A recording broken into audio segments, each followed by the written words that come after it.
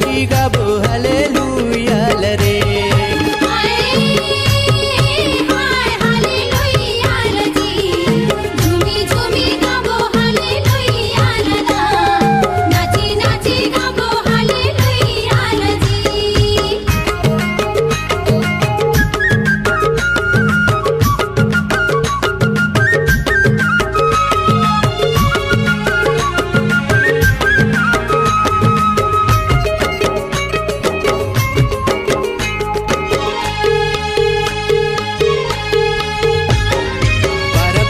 के लहू बोहैया नारी लाई सुबचाए हालेलुया लजी।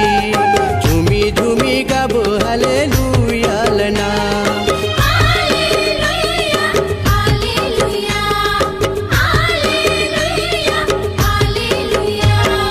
बड़े अभागिन पापी नारी लाई यीशु क्षमा कराए हालेलुया लजी।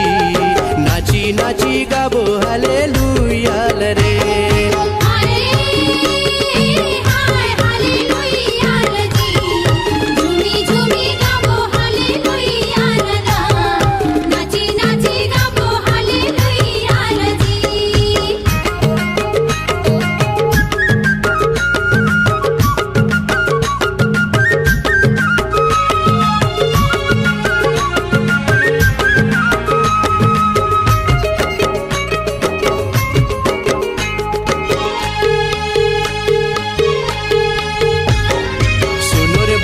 दस कोढ़िला यीशु चंगा कराए हालेलुया लजी।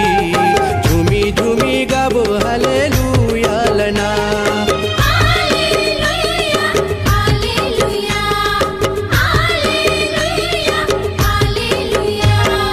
चार दिन के मरला जरला यीशु हाजिलाए हालेलुया लजी।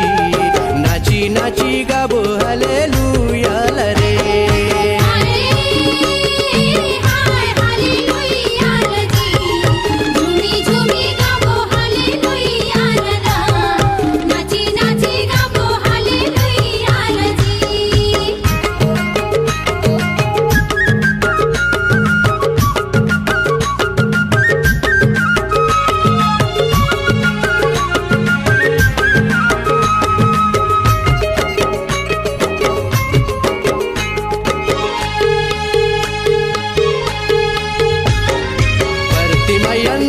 यीशु दुनियाला दिखाए हालेलुया लजी।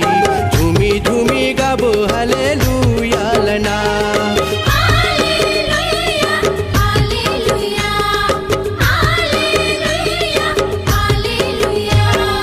जन्म के लंगड़ा यीशु ये जग में चलाए हालेलुया लजी।